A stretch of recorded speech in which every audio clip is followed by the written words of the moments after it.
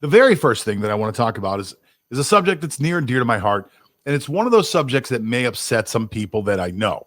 But the reality of it is, and I always tell you on every show because I like to be transparent. I am a Pittsburgh Steelers fan. I'm a fan of the team, have been for a long time. I was born and raised just outside of Pittsburgh. I lived there until I was about 19 years old, and then I moved to Miami. But I always kept the team as my team. I'm just one of those people. I would know almost everything there is to know about the Pittsburgh Steelers. I'm a good fan. I'm a loyal fan.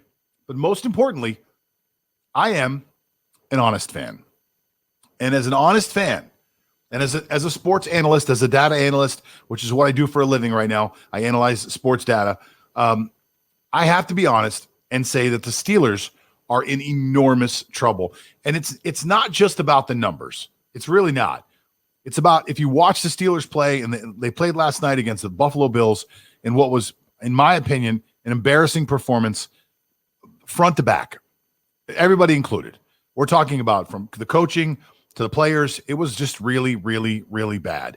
And I mean, I don't know where to start, but I think I'll start with the fact that the Steelers have maybe, well, at one time, were considered one of the most talented rosters of wide receivers in the entire NFL, and have somehow figured out a way to become an absolutely terrible roster of NFL players. It is absolutely terrible the way their wide receivers and their tight ends catch the ball right now. And as Mike Tomlin says, if it is your job to catch the ball and you can't catch the ball, we may need to find somebody else who can do it.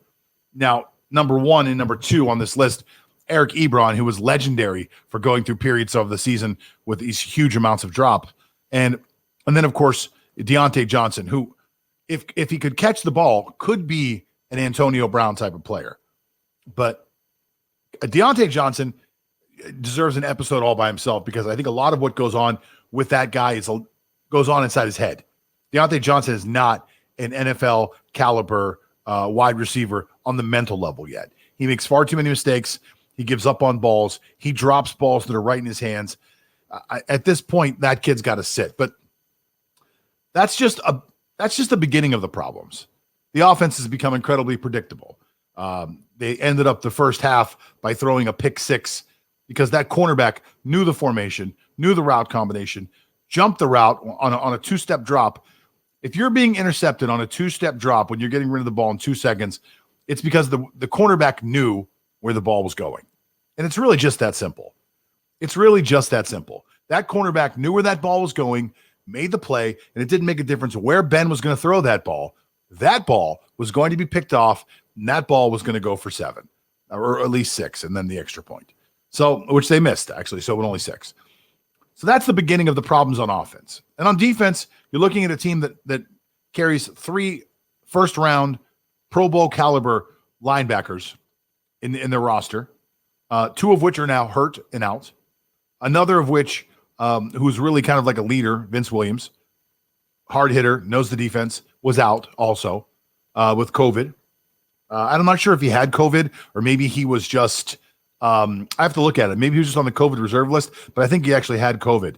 But they played the entire night last night with with one of their starting linebackers, TJ Watt, who was fairly ineffective. TJ made a couple okay plays, but without Bud Dupree on the other side to really pair up and do those combo plays those guys are so good at, those splash plays where they really put the pressure on the quarterback, they were able to get pressure on the quarterback. Buffalo did not look comfortable as Josh backed up into the pocket. He did not look like a comfortable quarterback, but I got to tell you, he was able to stay in that pocket. That kid showed me a lot last night, and there were some huge wide receivers there were huge wide receiver gaps that were open. There were plenty of space for guys like Stephon Diggs to move. Zone coverage did not work last night. They did not make the adjustments. Buffalo knew what they were going to do on offense. Buffalo knew what they were going to do on defense.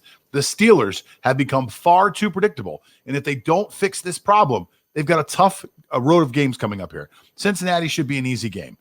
It should be an easy game. And then you're looking at Indianapolis, and then you're looking at Cleveland, I believe, to end the season.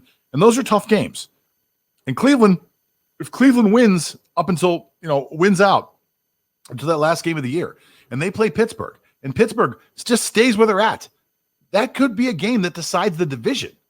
So Pittsburgh can go from an undefeated team to a team struggling to actually win their own division. And that's not where they want to be. So right now, in my opinion, the Pittsburgh Steelers are in big trouble.